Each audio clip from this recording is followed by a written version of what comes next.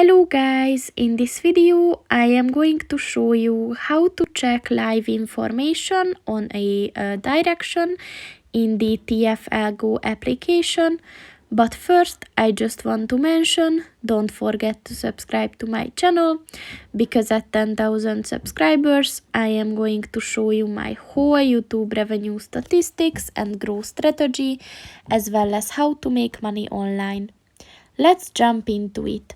First of all, open the application on your phone